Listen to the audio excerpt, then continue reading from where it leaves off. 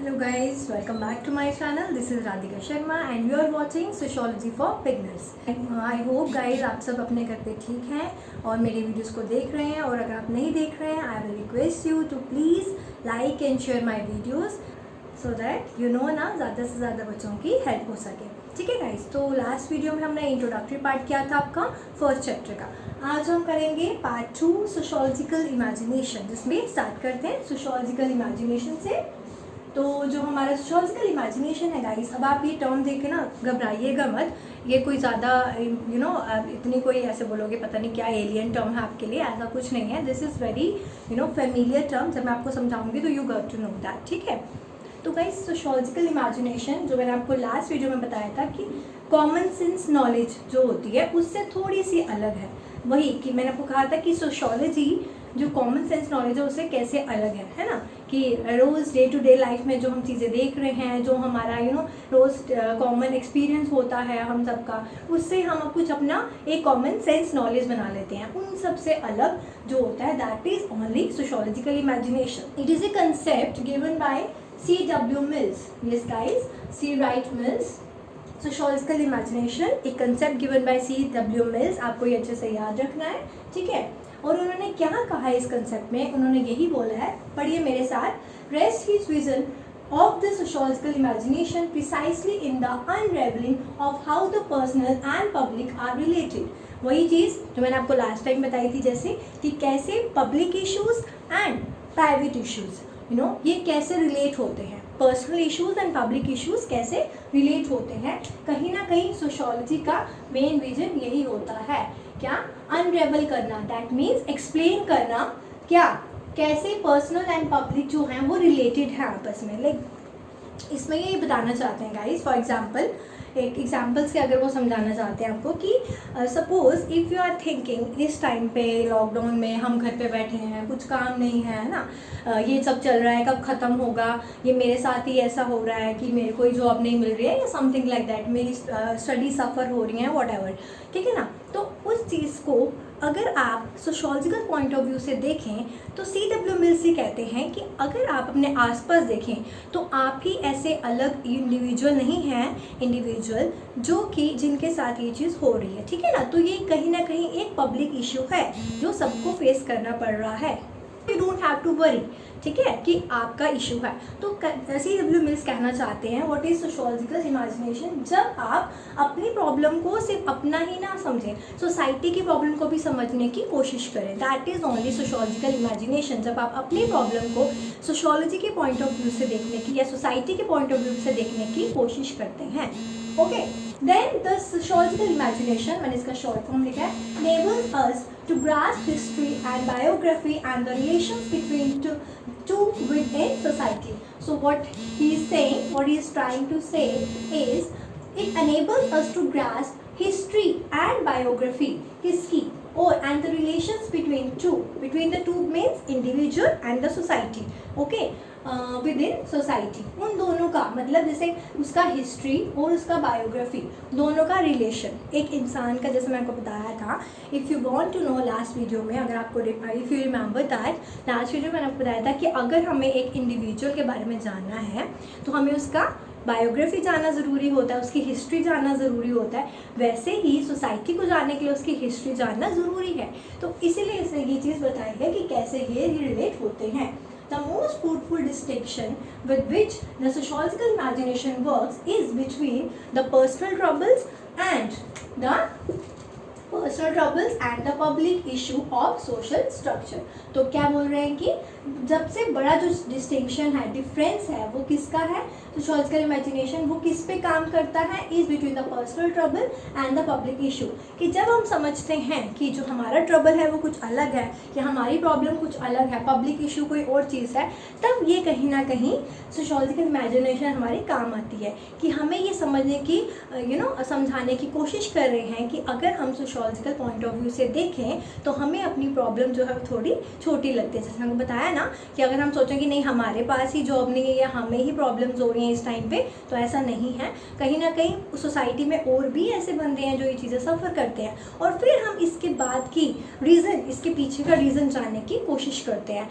Only that is sociological imagination. जब आप अपनी प्रॉब्लम को या आप किसी भी इशू को सोसाइटी के पॉइंट ऑफ व्यू से देखने की कोशिश करें, बाकी इंडिविजुअल्स के पॉइंट ऑफ व्यू से देखने की कोशिश करें, तो उसी चीज़ को आप, अगर आप ये चीज़ कर पा रहे हैं तो दैट मीन्स आप सोशोलॉजिकल इमेजिनेशन के मिलियो में घुस चुके हैं, मतलब उसको समझने की कोशिश कर रहे हैं। तो this is all about sociological imagination. Guys देखिए, जैसे मैंने आपको कहा था कि ये आपको इसके थ्रू ये भी बताना चाहते हैं आगे जो आपके बुक में है वो, कि जो हमारी जैसे मैंने आपको कहा कि हाउ कहीं ना कहीं सोशोलॉजी हमें यही बताती है ना, how individual and society are related, है ना। तो इंडिविजुअल का इम्पैक्ट कहीं ना कहीं पड़ता है सोसाइटी पे, एंड सोसाइटी का इम्पैक्ट कहीं ना कहीं पड़ता है सोशोलॉजी पे या सोसाइटी पे, ठीक है ना। तो वही सोशोलॉजी पढ़ती है, and this is about sociological imagination. कि जैसे क्या बताना चाहते हैं CWMS हमें, फॉर एग्जाम्पल कि अगर जो सोसाइटी में, जैसे सोसाइटी अगर हम बात करें थोड़े पीछे चले जाएंगे, वही जैसे हमने आपको इमरजेंस में बताया था कि अगर हम हिस्ट्री की बात करें तो हिस्टोरिकली अगर हम सोसाइटी को देखें तो पहले सोसाइटी कैसी होती थी, तो उसी हिसाब से इंडिविजुअल का लाइफस्टाइल कैसा होता था। एग्रेरियन सोसाइटी, एग्रीकल्चर पे बेस सब कुछ, है ना। तो उस हिसाब से कैसे होता था उसका बैकग्राउंड। एंड वैसे ही अगर हम बात करें अभी की, जैसे जैसे सोसाइटी चेंज हुई है विद चेंज, ठीक है ना, when social change comes in, agriculture से इंडस्ट्रियल सोसाइटी आ गई है, तो उस टाइम पे, इस टाइम पे लोग कैसे रहते हैं, इंडस्ट्रियल सोसाइटी होने के बाद क्या क्या चेंजेस आए वो मैंने आपको बताया, है ना। वहीं से ही कहीं ना कहीं सोशोलॉजी की इमर्जेंस हुई है, उस टाइम पे जो चेंजेस आए, तो वो चीज़ें हमें ध्यान में रखनी है, और वही चीज़ें हमें ये रिलेट करने की कोशिश करें जो मैंने आपको बताया ना, ये इसकी हिस्ट्री एंड बायोग्राफी किसी भी चीज़ को जानने के लिए ज़रूरी है। वही है ना, मैंने बताया कि जैसे सोसाइटी अगर चेंज हुई तो इंडिविजुअल का लाइफस्टाइल चेंज हुआ, इंडिविजुअल का कल्चर चेंज हुआ, है ना। वैसे ही अगर इंडिविजुअल का कल्चर चेंज हुआ तो दैट मीन्स ऑटोमेटिकली सोसाइटी का चेंज हुआ, because society is nothing but A group of individuals, है ना। तो वैसे ही जब इंडिविजुअल, ग्रुप ऑफ इंडिविजुअल्स का कुछ सिस्टम या कुछ कल्चर या लाइफस्टाइल चेंज होता है, वो कहीं ना कहीं सोसाइटी की वजह से ही होता है। With the change in society, change in individual automatically comes in. तो ये बात आपको समझनी है। This is all about sociological imagination. I hope it is clear, ठीक है। तो अगर कोई डाउट है तो आप मुझे बेफिक्र होकर कमेंट बॉक्स में लिख सकते हैं। एंड गाइस प्लीज़ ज़्यादा से ज़्यादा वीडियोस को शेयर कीजिए। मुझे पता है, बिकॉज मुझे नहीं लगता ऐसा कि आप लोग शेयर कर रहे हैं, बिकॉज मुझे कोई रिव्यूज़ या कोई भी जैसे डाउट्स नहीं आ रहे हैं बच्चों के, जो अगर मुझे पूछे कि नहीं मैम ऐसा नहीं तो ऐसा क्यों होता है, अगर ऐसा है तो ऐसा क्यों होता है। तो I request you once again कि प्लीज़ ज़्यादा से ज़्यादा वीडियोस को शेयर करें, तो सो दैट बाकियों की भी हेल्प हो सके, ठीक है। और ऐसा तो नहीं है कि आपने एडमिशन्स नहीं लेनी अभी, यहाँ पे सोचो कि अभी नहीं पढ़ेंगे, लॉकडाउन के बाद ही पढ़ेंगे, तो ऐसा नहीं है। आपको अभी पढ़ना शुरू करना पड़ेगा थोड़ा सा। हम तो वैसे भी आराम से पढ़ रहे हैं ना, तो साथ साथ में करेंगे तो आपके लिए भी ईजी हो जाएगा। तो I request you all to please share my videos जितना ज़्यादा हो सके, ओके। तो हम नेक्स्ट कंसेप्ट पे चले। ये आपका क्लियर हो गया। अगर आपको स्क्रीनशॉट लेना है तो यू कैन टेक इट।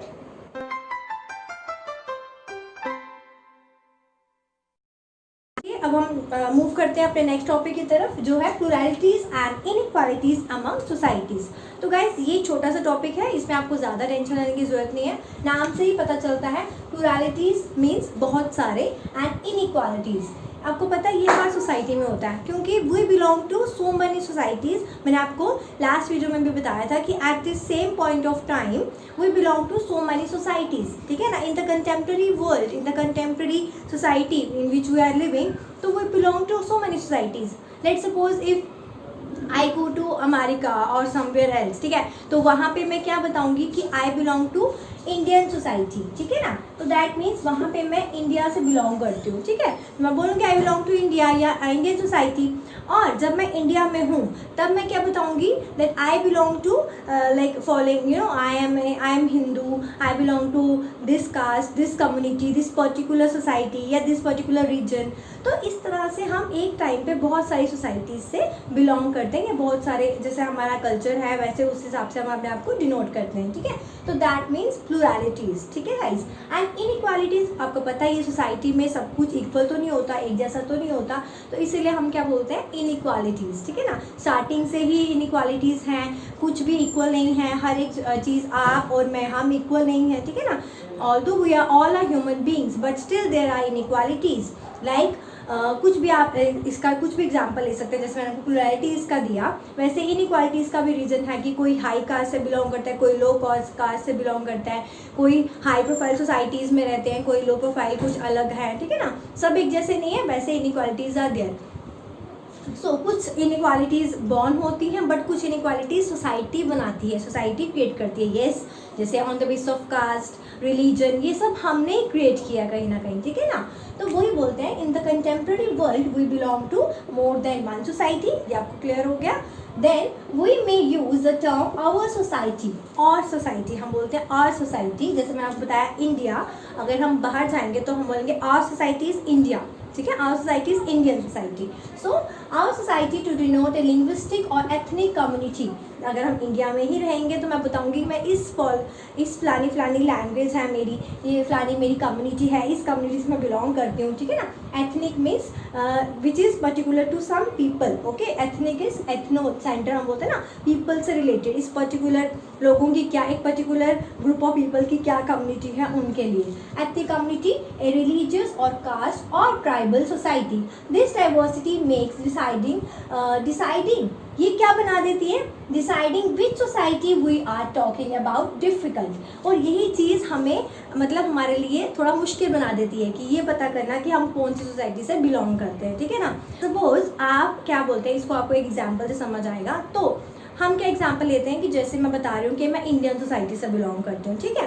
तो इंडियन सोसाइटी में कौन सी जगह पे, वो बोलेंगे आप कौन सी जगह पे रहते हो इंडिया में, ठीक है। तो मैं बोलूँगी नॉर्दर्न साइड, जहाँ जम्मू कश्मीर, ठीक है ना। सपोज जैसे मैं जम्मू कश्मीर की हूँ तो जम्मू कश्मीर मैं बोलूँगी, ठीक है। देन मैंने क्या किया, पर्टिकुलर रीजन, ठीक है। देन आप कौन से रिलीजन से बिलोंग करते हो, मैंने वहाँ पर रिलीजन यूज़ किया अपना, ठीक है, मैंने उनको बताने के लिए। देन पर्टिकुलर कम्युनिटी से मैं कौन से बिलोंग करती हूँ, ठीक है। फिर पर्टिकुलर ग्रुप कौन सा है मेरा, यू नो, तो वैसे पर्टिकुलर क्लास कौन सी है मेरी। तो इस तरह से हम कहीं ना कहीं ये चीज़ डिफ़िकल्ट बना देती है कि असली में हम या मतलब बेसिकली हम कौन सी सोसाइटी से बिलोंग करते हैं। तो इसीलिए हमें ज़्यादातर यही बोलना चाहिए। आजकल जो इतना ज़्यादा प्रॉब्लम चल रही है सोसाइटी में, आपने देखा ही होगा, रिलीजन को लेके, कास्ट को लेके, है ना। तो वो चीज़ें ख़त्म कैसे हो सकती हैं जब हम ये बोलें that we belong to a particular community या particular society which is Indian society, ठीक है ना। वी बिलोंग टू इंडिया, तो वो चीज़ ज़्यादा सही रहती है अगर हम बताएं तो। जब हम अगर ज़्यादा बाइफोकेट कर दें, मतलब कास्ट में, लैंग्वेज में, एथनिसिटी में, या यू नो डिफरेंट क्या एग्जाम्पल, रिलीजन में, ट्राइबल ग्रुप में, तो ये बहुत ज़्यादा डिफिकल्ट हो जाएगा हमारे लिए, ठीक है guys.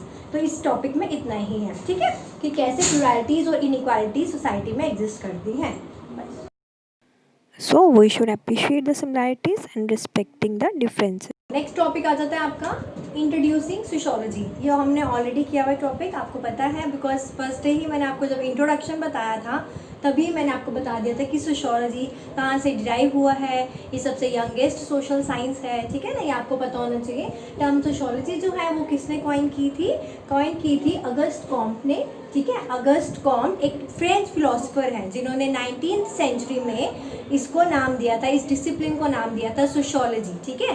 And it is a youngest social science. ये आपको बिल्कुल बहुत इंपॉर्टेंट पॉइंट है, बिकॉज ये सबसे लास्ट में इसकी इमर्जेंस हुई है इन द 19th सेंचुरी। तब तक बाकी सब सोशल साइंसेस की इमर्जेंस हो चुकी थी, नेचुरल साइंसेस की इमर्जेंस हो चुकी थी। तो सबसे लास्ट में सोसाइटी को पढ़ने के लिए जब एक सोशल साइंस आई है सोशियोलॉजी, वो कौन सी है, सोशियोलॉजी, ठीक है। इसका पहले नाम था सोशल फिजिक्स, अगस्ट कॉम्ट ने देन इसका नाम चेंज करके क्या रखा था, sociology, in 1839। You don't have to forget that, okay. Then socius, इसका मीनिंग मैंने आपको बाइफर्केट करके इसका एटिमोलॉजिकल मीनिंग मैंने बताया था। सोशियस लैटिन वर्ड से डिराइव हुआ है जिसका मतलब क्या होता है, कंपेनियन या associate. And Greek word logos है, इसका मीनिंग क्या होता है, स्टडी या साइंस ऑफ, ठीक है। तो साइंस ऑफ सोशियोलॉजी, इसीलिए इसको हम क्या बोलते हैं, science of society, because it systematically studies society.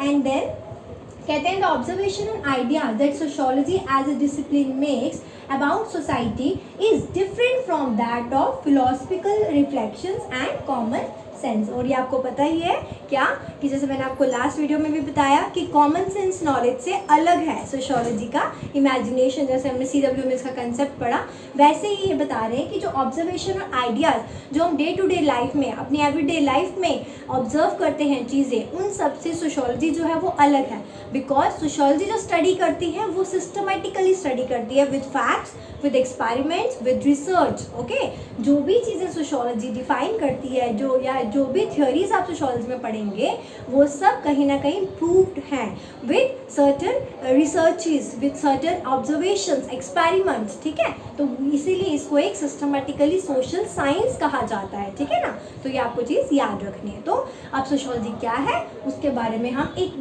छोटी सी डेफिनेशन है जो आपको करनी है, उसके बाद आप एंड करेंगे। ठीक है, आज की वीडियो का। चलिए अब हम नेक्स्ट टॉपिक करते हैं। तो लास्ट में हम ये टॉपिक कर लेंगे खत्म, इसको बाइंड अप करते हैं। सोशियोलॉजी की लास्ट, या आप बोल सकते हैं कि आपके लिए एक फर्स्ट डेफिनेशन सोशियोलॉजी की जिससे आपको समझ आएगा।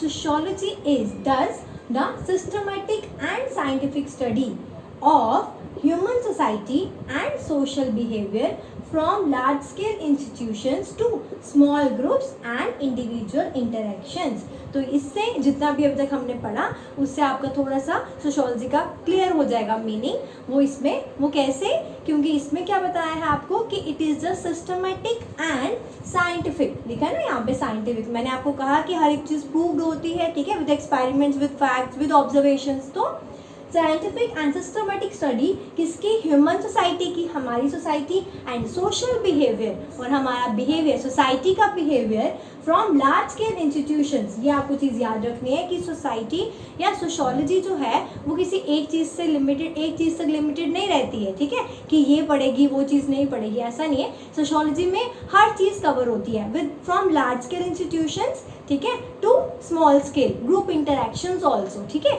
हमारी आपकी बात, हमारा पढ़ना लिखना, हर एक चीज़ आपकी फैमिली से लेकर पूरे नेशन तक। ठीक है, तो क्या है, social behaviour from large scale institutions to small groups and individual interaction. ठीक है, लार्ज स्केल आप लिख सकते हो, जैसे लार्ज स्केल में आप कुछ भी इंक्लूड कर सकते हो, जैसे पॉलिटिकल मैटर्स हमारे इंटरनेशनल, नेशनल लेवल पे। from that point from large institution to large scale, that means आपकी फैमिली के मैटर्स, आपके डे टू डे लाइफ, ये सब चीज़ सोशियोलॉजी में कवर होती है। तो तभी तो हम उसको बोलते हैं systematic and scientific study of society. ठीक है गाइस, तो इस नोट पे मैं ख़त्म करती हूँ आज का टॉपिक। तो हंसते रहिए, मुस्कुराते रहिए, खुश रहिए और सेफ रहिए, सबसे बड़ी बात। ठीक है गाइस, और हाँ लास्टली अब मेरी वीडियोस को लाइक करना, सब्सक्राइब करना नहीं भूलिए। ठीक है, और जितना हो सके शेयर कीजिए सो दैट आपको पता ही है सबकी हेल्प हो सके। ठीक है गाइस, चलिए मिलते हैं फिर नेक्स्ट टॉपिक के साथ आपके इसी चैप्टर में। ओके, तब तक के लिए बाय बाय, टेक केयर।